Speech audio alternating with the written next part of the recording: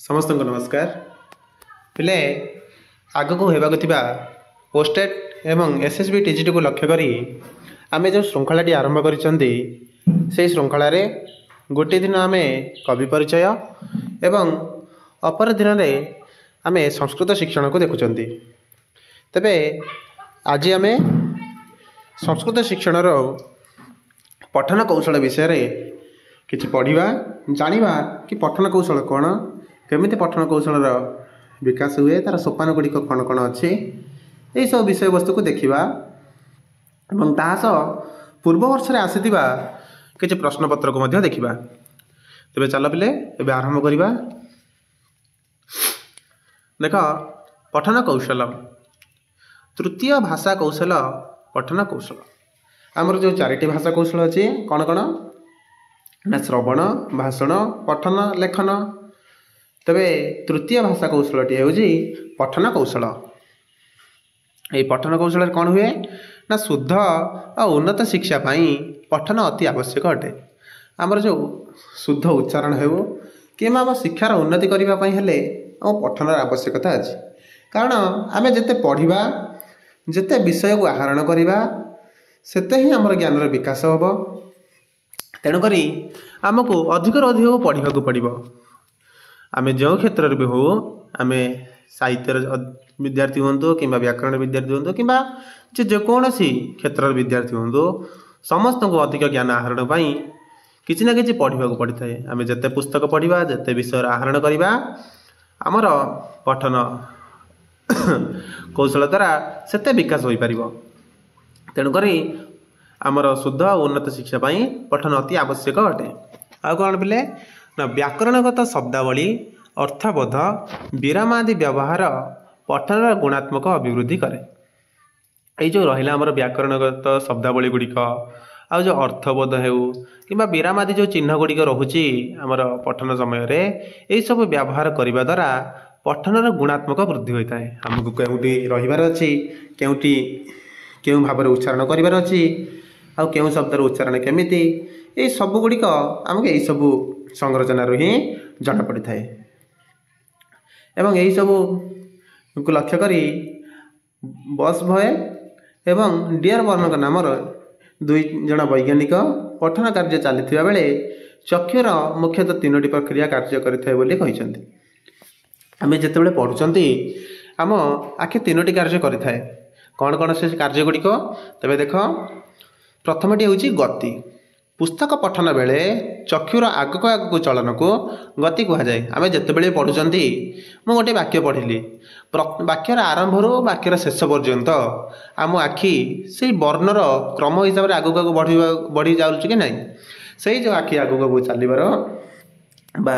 गोटे शब्द पर आ गोटे शब्द उपक जावाक गति कहुए। तेणु कहला पुस्तक पठन बेले चक्षुर आगक आगक चलन को गति कहुए। ठीक है पिले यहाँ प्रथमटी ताले आउ दुईटी कौन रहा देख द्वितीयटी है स्मृति विषय संगति अर्थबोध अन्य कौनसी कारणवशतः चक्षुर एकाग्रता मानसिक प्रक्रिया सह विषय वस्तु स्मरण को स्मृति कहुए। आम जितेबाला कौन गोटे विषय को पढ़ुंट से विषय पूर्वापर संगति रखी ही पढ़ुंट पूर्व पद सह उत्तर पदर संबंध किंबा प्रथम पद सह अंतिम पदर संबंध अंगांगी भाव जोड़ित था समस्ते किसी ना कि मध्यम जोड़ी होती जहाद्वारा एक अर्थबोध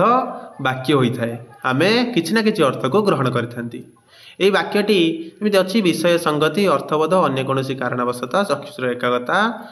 मानसिक प्रक्रिया सह विषय स्मरण को स्मृति कहुए। ताले आम एति पढ़िले ही जाई जानुचंती कि एटा को ही स्मृति कहुची। ये जति सब पद रहा ये सब क्या सहित जड़ित स्मृति सहित जड़ित पूर्वर जदि पूर्वर जो पद गुड़िक अच्छे जब आम हटेदबा ताले स्मृति की जापर कि जापर नहीं। तेणु विषयर संगति रहा अत्यंत आवश्यक आउ ये सब अर्थबोधपरक होगा दरकार। आ जिते बड़े आम पढ़ाटा अर्थबोधक परक होदी कौन सी कारण ता भंग हो स्मरण कराए आम जो स्मरण करते विषयटी को ताको स्मृति कहुए। आम पढ़ुवा ताको मन भी रखुवा ताको परे मन भी पकई पार्थिबा से कौन हो ना स्मृति कह।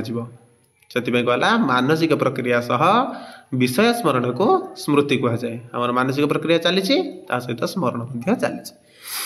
आउ तृतीय कौन है पिले ना पश्चात गति। पश्चात गति तुम ये जापर कि आम पछक फेर कौन पछक फेर देख अर्थाबोध बा पूर्वापर संगतिर अभाव पाठक पूर्व विषय पुनःपठन। जदि आम कौन गोटे विषय को पढ़ुं विषय पढ़ु पढ़ु पूर्व भागटीर अर्थ आम भूलीगले कि पूर्व भागर किसी अंश आमर विस्मरण हो गला तेज आम कौन करवा पुणी आउ थे प्रथम पढ़ा जहाँफल आम ठीक भाव अर्थ ग्रहण कर जो मो पछक फेरिले पुणी आउ थे पढ़िले सेटा को ही कहुए पश्चात गति। ठीक है पिले तबे यही भाव में चक्षुर बा आखिर तीनोटी कार्य विषय आम जानिले गोटे गति स्मृति आ पश्चात गति। ठीक है पिले आ जो अर्थ ग्रहण हुए ये सब कौटी हुए पिले ना यार सब स्रोत गुड़िक कौन कौन क्यों आम जापर अर्थबोध ना अमरकोश आदि पुस्तक व्याकरण शास्त्र सांस्कृतिक प्रथा और अर्थ सांस्कृतिक प्रथार अर्थ ग्रहण होता है। यही सब क्षेत्र ही मोर अर्थ ग्रहण होता है। से गोटे श्लोक तुम देखि बहुत जगह कहुए शक्ति ग्रहम व्याकरणोपमान कोशाप्त वाक्यात् व्यवहारत वाक्यात् शेषाद विवृतिर वदंती सन्निध्यतः सिद्धि पदस्य वृद्धा। यही सब ये ही शक्तिग्रह होता है बा अर्थबोध होता है। तो ये श्लोक मन रख परीक्षा न पचारे श्लोक जानी अन्य परीक्षा ये तुमको सहयोग कर। ठीक है तेज देख पठनर श्रेणी विभाग। पठनर श्रेणी विभाग कौन कौन आसले ना गोटे विषय अच्छी पठन में तीनोटी विधि रही आम जिते पढ़ुं से तीनोटी विधि आम ध्यान देते कौन कौन ना वर्ण विधि पद विधि और वाक्य विधि। वर्ण विधि कहले कौन पिले ना वर्ण आमर केते गुड़िए वर्ण अच्छी केते प्रकार वर्ण अच्छा तार उच्चारण स्थान गुड़िक कौन कौन ये सब वर्ण विधि। पद विधि पदर उत्पत्ति पद प्रयोग ये सब पद विधि। वाक्य विधि जितेबाला वर्ण पद मिसी पद गुड़िकर ठीक भाव में अर्थबोधपरक पद संरचना हेले वाक्य आसब पदनाम समूह वाक्य में ये भी अच्छी गोटे लक्षण। तेरे वाक्य विधि हूँ अंतिम आसे कारण आम प्रथम वर्ण जानती तापर वर्णर पद सृष्टि करवा जानती पद जानिला परे आम वाक्य निर्माण करता तेणु ये तीनोटी विधि द्वारा ही पठन कार्य चले एवं ये जो तीनोटी प्रक्रिया रहिला बा तीनोटी विधि रहिला ये विधि भितर उत्तम विधि कहले वाक्य विधि को बुझाए कारण अंतिम फलाफल सर्वोत्कृष्ट है वाक्य विधि। ठीक है पिले तीनोटी मन रखिब कि पठन में तीनोटी विधि रही वर्ण विधि पद विधि वाक्य विधि। ठीक है एवं जहाँ देखा आउ कौन विषय गुड़िक रही आउ कौन तार सब प्रकार रही देख पिले एबे पठनर जो भेद कराई तीनोटी आम पठन को प्रथम तीनोटी भाग में मुख्य भेद कर तीनोटी भेदर उपभेद गुड़िक अच्छी। तेरे मुख्य भेद गुड़िक कौन कौन ना मुखरता पठन साउंड रीडिंग भावग्रहणीयता पठन मीनिंगफुल रीडिंग एवं पठन गति रेट ऑफ रीडिंग। यही भाव में तीनोटी मुख्य भेद रही तीनोटी सोपान रही। से मुखरता पठन रे आमर दुईटी भेद अच्छी सस्वर पठन साउंड रीडिंग मौन पठन साइलेंट रीडिंग एवं भावग्रहणीयतार दुईटी भेद अच्छी गहन पठन इंटेंसिव रीडिंग एवं विस्तृत पठन डेस्क्रिप्टिव रीडिंग। जब पठन गति रहा तार तीनोटी भेद अच्छी मंद पठन फिंगर रीडिंग सामान्य पठन रिमेडियल रीडिंग द्रुत पठन फ्री रीडिंग। तुम भावुव कि जो ओडिया लिखाई पुणी इंग्लीश लिखार कारण कौन पिले परीक्षा से तुमको ये संस्कृत दे कि सस्वर पठनम यार आंग्ल नामटी कौन तेणुक ये प्रश्न एवं आसूची तेणुक तुम्हें जिते सब शब्द गुड़िकर आंग्ल नामटी देती ध्यान दब कारण परीक्षा ये सब निश्चय आसब। तापर देख मुखरता पठन आम ए देखा सब पठन कौन कौन क्या कौन कहुए प्रथम है मुखरता पठन मुख माध्यम प्रकाशित पठन को मुखरता पठन कहुए। आम जो पढ़ुं उच्च स्वर पढ़ुं स्पष्ट उच्चारण भाव में पढ़ुं मुखरे स्पष्ट उच्चारण एवं बड़ पार्टी पाठ कले बाह्य जगत में प्रदूषित शब्द कर्णगृह को प्रवेश करें ना। मुखरता पठन कहले आम बेले बेले पढ़ती आम आखपाखे किसी लोक कथा होते आम विषय को ठीक भाव जानापी आम उच्च स्वर पढ़ती मु जोर जोर पढ़ी जहाँ आउ गार शब्द मत शुभ ना मो पाठ मत शुभ आ मो पाठटी बुझी आ मन दे शुणी पारि मोर पढ़ा सहित मोर स्मरण भी हम ये सब कौटी हुए मुखरता पठन से स्पष्ट भाव में बड़ पाठी पाठ करती कौटी आम ना मुखरता पठन आठ कौन हुए मुखरता पठन कौन कह बोले ना विस्पष्ट मद्भुतम शांतम स्पष्टाक्षरम पदम तथा कालस्वर समायुक्त रसभाव समन्वितम ये मुखरता पठन विषय में गोटे श्लोक रही मन रख से श्लोक गुड़िक केमी पचारे ना श्लोक ये गोटे पंक्ति दे दी विस्पष्टम अद्भुतम शांतम स्पष्टाक्षरम पदम तथा ये क्यों पठन विषय कहुई मुखरता पठन कौन आम जानले कि मुखरता पठन में आम स्पष्ट भाव में उच्चारण कर पढ़ा जहाद्वारा बाह्य जगतर शब्द आमको कौन प्रकार बाधा उपजाई पार ना ठीक है। तापर आसला आमर सस्वर पठन ये जो मुखरता पठन दुईट भेद रहा गोटे सस्वर पठन आ गोटे हूँ मौन पठन ए मुख्य भेद गला पढ़ले मुखरता पठन तेज देखा सस्वर पठन कौन जहाँ स्वर रे बोला जाए ताहाको सस्वर पठन कहुए आम जो गोटे श्लोक पढ़ुंट से श्लोकटी आम छंदर हिसाब से पढ़ुंट ये श्लोकटी अमुक छंदर अच्छी तेणु मुझे छंदर पढ़ी आम मेघदूत पढ़ले मेघदूत मंदाक्रांत छंद पढ़ा यही जो छंद पूर्वक आम जो गान करुँच ही सस्वर पठन कहुए तेल सस्वर पठन हो चारि प्रकार कौन कौन पिले ना लययुक्त पठन रिदिम रिडिंग मौखिक पठन ओराल रिडिंग आक्षरिक पठन वार्ड बाय वार्ड रिडिंग एवं गृह पठन ये होम रिडिंग तुम्हें जब साधारण आंग्ल ज्ञान रखिगुड़ी तुम आराम से समाधान हो सब रिडिंग रिडिंग अच्छे मौखिक मान ओराल गृह मान होम आक्षरिक मान वार्ड बाय वार्ड ये तुम जब मन रखिदेव अति सहज मन रही ठीक है बोले तेज मन रख सस्वर पठन चारि विभक्त है से गुड़िक कौन कौन तेज देख तापर आसला मौन पठन सस्वर पठन मौन पठन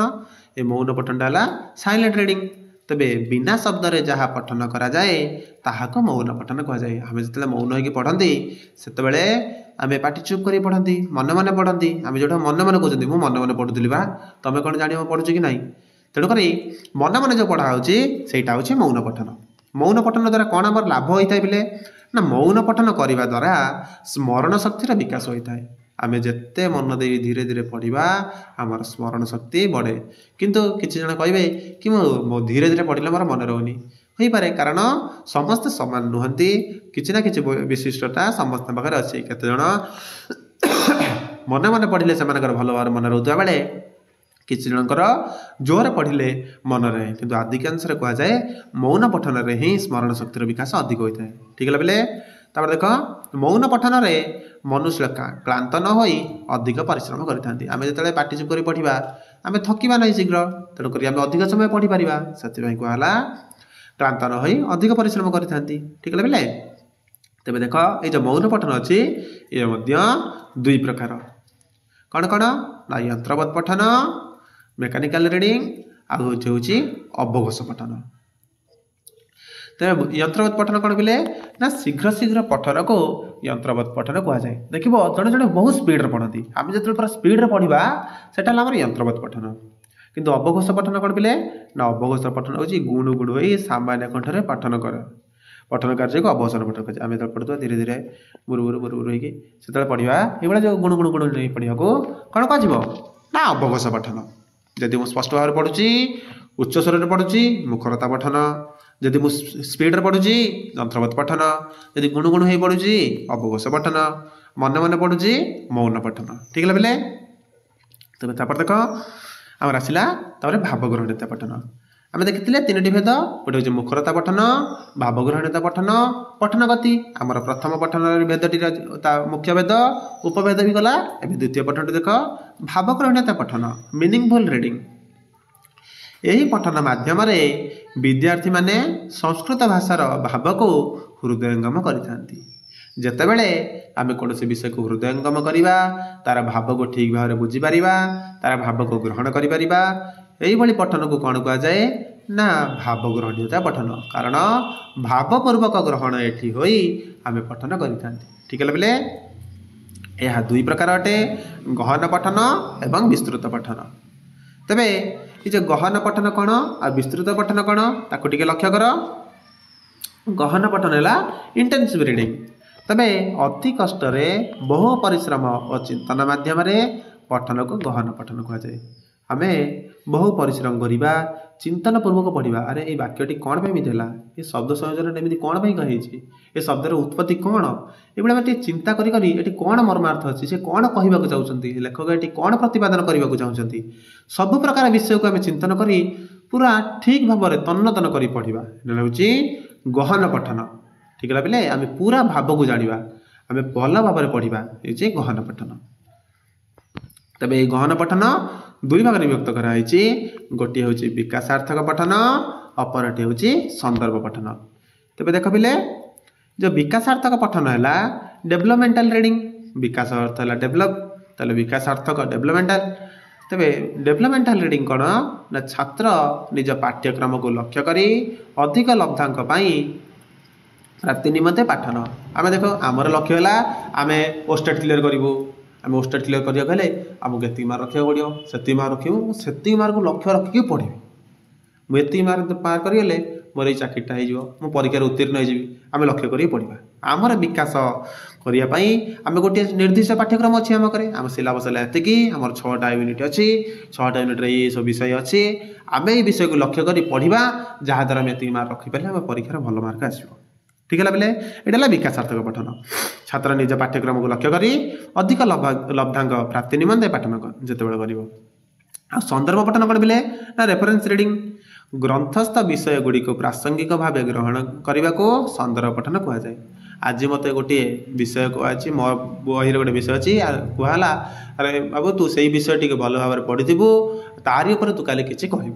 मुझे विषय टी भी कहबी ता सहित अन्य कौटी कौन कौन सब रिलेटेड विषय अच्छी ताकू ता सहित उपस्थापन करने मत अलग किसी भी पढ़ा पड़ो सेठी मत किसी संदर्भ को ग्रहण करा पड़ो अन्य पुस्तक किसी संदर्भ को ग्रहण करी मोर मुख्य विषय सहित जोड़ी कहबी। तेणु से संदर्भ गुड़िकर ग्रहण पर आम जो अन्य बही गुड़िकर साहाय्य नवा अन्य किसी जगार पढ़ा सेटा हूँ संदर्भ पठन ग्रंथस्थ विषय गुड़िक सहित प्रासंगिक उदाहरण बा प्रासंगिक किसी कथा को उपस्थापन करने आम जो अध्ययन करवा सी हूँ संदर्भ पठन। ठीक है पे ये भाव में आम भावग्रहणीय पठन गला। भावग्रहणीय पठन प्रथम भेद जो अच्छी आम गहन पठन गहन पठन आम दुईटी भेद देखिले एवं देखा भावग्रहणीयतार अपर एक भेद विस्तृत पठन। विस्तृत पठन कौन पे ना कौन सी विषय वस्तुर समास संधि कारक व्युत्पत्तिगत आलोचना करी सविशद विवरणी प्रदान करने को विस्तृत पठन कहुए। आम गोटे वाक्य पढ़िले सेठी कौन समास अच्छी कौन संधि अच्छी कारक गुड़िक कौन कौन अच्छी तार व्युत्पत्ति गुड़िक कौन कौन ये सब गुड़िक आलोचना करी जिते पढ़ा सेटा विस्तृत पठन। ठीक है पे तेरे तापर देख तापर विषय को आम जा विस्तृत पठन हूँ दुई प्रकार गोटे हूँ आधारित पठन आ गोटे हूँ विमर्शात्मक पठन। आधारित पठन है बासाल रिडिंग आ विमर्शात्मक पठन है रिफ्लेक्टिव रिडिंग। आधारित पठन कौन मिले ना अन्य विषय गुड़िकर प्रासंगिकता को दृष्टि न रखी केवल विषयगत आलोचना करागले ताहाको आधारित पठन कहुए। मोर आज टॉपिक है गोटे कि मो आगे गोटे आज मु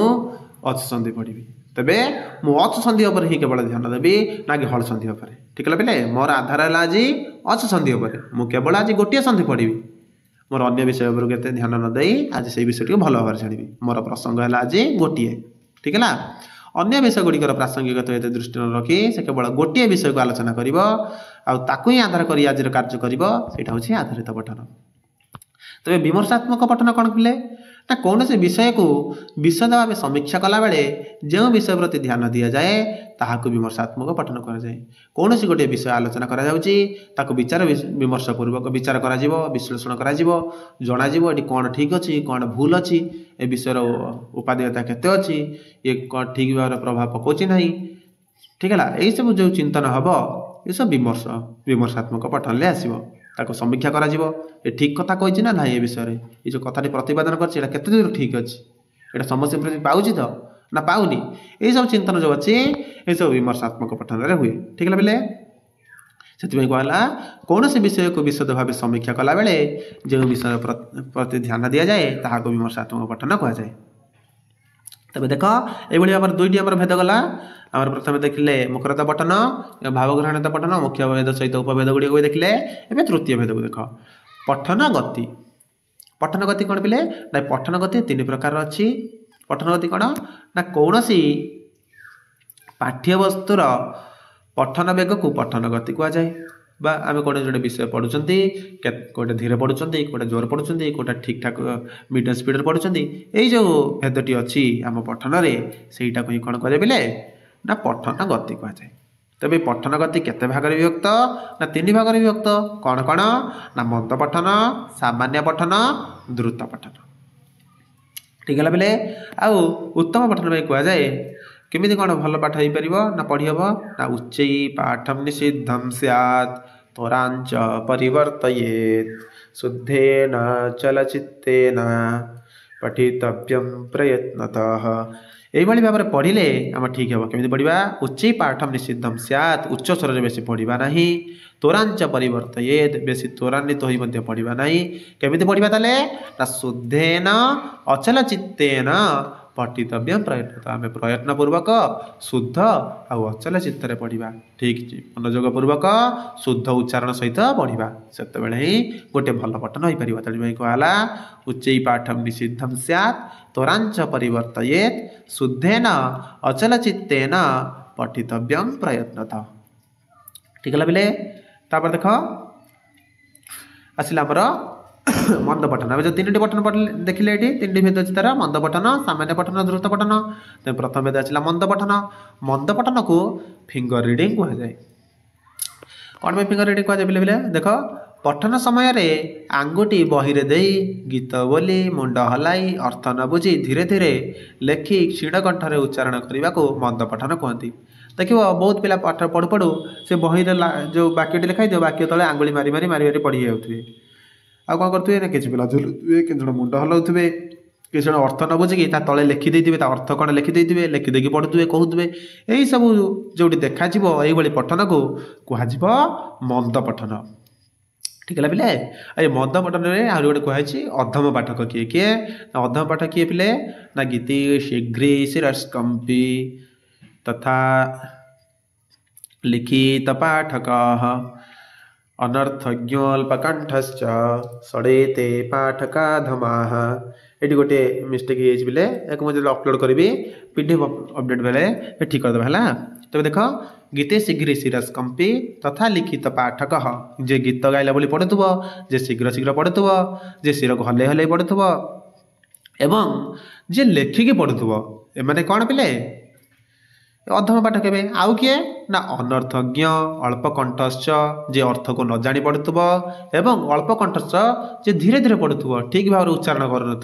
यही 6 जन को ही अधम पाठक कहुए। किए किए प्रथम है गीति शीघ्री शिरस्कंपी लिखित पाठक अनर्थज्ञ अल्प कंठ। ठीक है पिले ये सब मन रख अधम पाठक है 6टी कौन कौन मन रख ठीक भाव गीति शीघ्री शिरस्कंपी 3 लिखित पाठक 4 अनर्थज्ञ 5 अल्प कंठ है 6। ठीक है बोले ये 6टी है अधम पाठक। ठीक है बोले से याज्ञवल्क्य स्मृति 14टी अधम पाठकर लक्षण दी संकेतम भीतमुदृष्टम अव्यक्तम अनुनासिकम काकस्वरम मूर्धनिगतम तथा स्थानम विवर्जितम विश्वरंबिर संचैव विश्लिष्टम विषमाहतम व्याकुलम तालहीनं च पाठ दोष चतुर्विधम। बस तुम ये मन रख 14टी भेद से कहते अधम पाठकर किंतु अधिक पचारे ये लक्षणटी आमर ऊपर जो अच्छी 6टी कथा ही बेसी पचारे तेणु ये श्लोकटी भल भाव मन रख। ठीक है पिले तापर देख ये मंद पठन जापारे मंद पठन आंगुली मारी पढ़ुव मुंड हल्ले पढ़ुव झुली झुली पढ़ुव यह सब है मंद पठन। तापर आसला आमर सामान्य पठन। सामान्य पठन कौन पिले कौन सी विषय को पठन करने समय अस्पष्ट हेले पुनः पठन प्रणाली को सामान्य पठन कहुए। आम जब कौन विषय पढ़ुं विषयटी आम बुझीपारे ताको आउ थे आम देखीदा देखिए विषयटा कौन मुझे बुझीपारे भल भाव आउ देखीदेवी जो आउ थे पढ़ीदा से गला सामान्य पठन। ठीक है पिले तापर आसला द्रुत पठन। द्रुत पठन कौन पिले प्रमाद शून्य ये सुंदर उच्चारण है सुंदर उच्चारण पूर्वक पठन को द्रुत पठन कहुए। बा उच्चारण पूर्वक आम कौन प्रकार त्रुटि नथिबा सेठी त्रुटि शून्य पठन करुवा आउ ठीक भाव में बेगर पढ़ुवा जदि सेटा द्रुत पठन से द्रुत पठनटा सबुठ भल पठन हो द्रुत पठन कारण ये कौन प्रकार त्रुटि न थाए कौन प्रकार प्रमाद न थाए एठी बिना त्रुटि स्पष्ट भाव में आम पाठ करें तेणु द्रुत पठन हो सबुठार उत्कृष्ट पठन मन रखिए पिले सब उत्कृष्ट पठन किए ना द्रुत पठन आउ कौन पिले ना गभीर पठन कौन पिले ना वर्ण गुड़िकर प्रयत्न स्थान गुड़ी को स्पष्ट भाव में उच्च स्वर में पठन कर विधि को गभीर पठन कहुए जो वर्ण गुड़िक रहा से वर्ण गुड़िकर प्रयत्न स्थान गुड़िक लक्ष्य करी से प्रयत्न अनुसार स्पष्ट भाव में उच्च स्वर में पाठन करवा गभीर पठन ठीक है मन रखिब तापर आ कौन पिले ना आमर आ गोटे रहा उच्चांग पठन कौन पिले ना उच्चांग पठन द्वारा आमर जो बाल्यकाल सब त्रुटि गुड़िक थाए कि कौन वर्णर उच्चारण ठीक भाव में करें ना से उच्चारणगत त्रुटि गुड़ी को सुधार जाए कौटी पिले ना आम उच्चांग पठन में तेणुक कहती तू गोटे वर्ण उच्चारण करूँ ताको बारंबार उच्चारण करूँ रे ठीक भाव उच्चारण करूँ रे ता द्वारा तोर उच्चारण त्रुटिटा चलीज ठीक है बेले ये जो उच्चारण गुड़िक अभ्यास रुए से उच्चांग पठन द्वारा ही होता है ये भाव में आमर पठन प्रक्रिया है आम पठन कौशल देखिले कौन कौन पठन कौशल आसला पठन कौशल भेद गुड़िक कौन कौन आ केमी आम गोटे भल पाठ कहीपर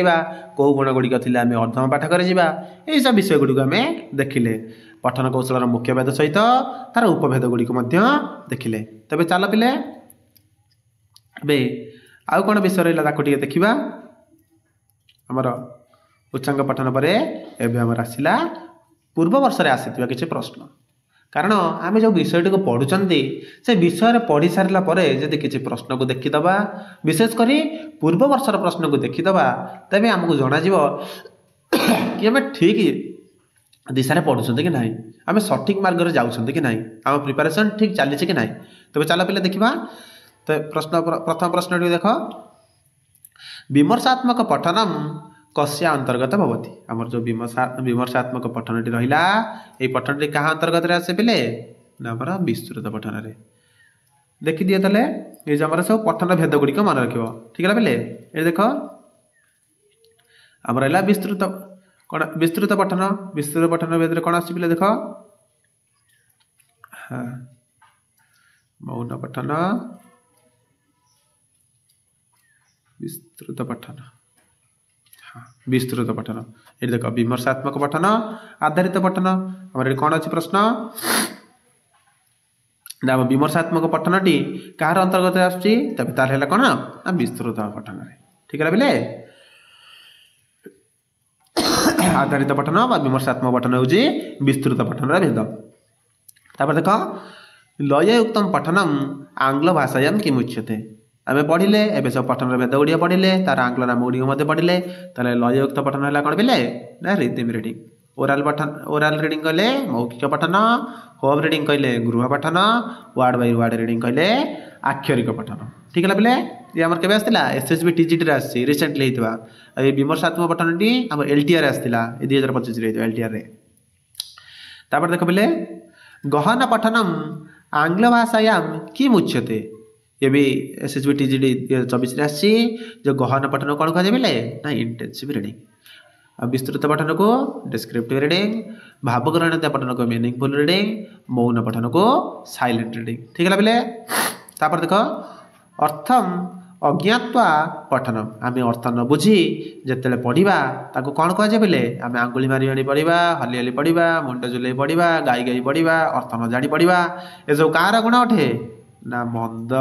पठन ठीक है पे मंद पठन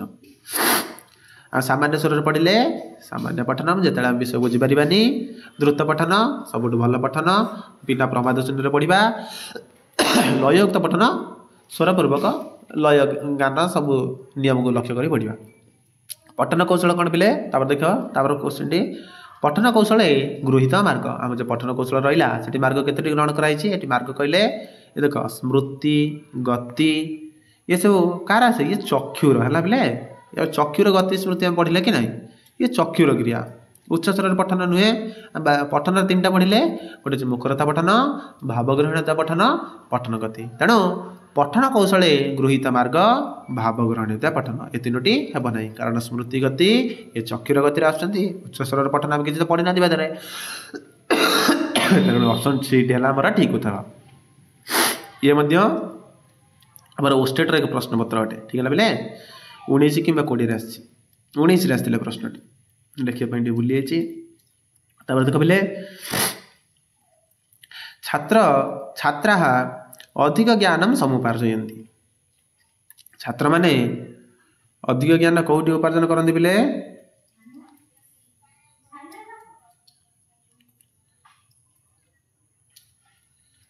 देख कौटी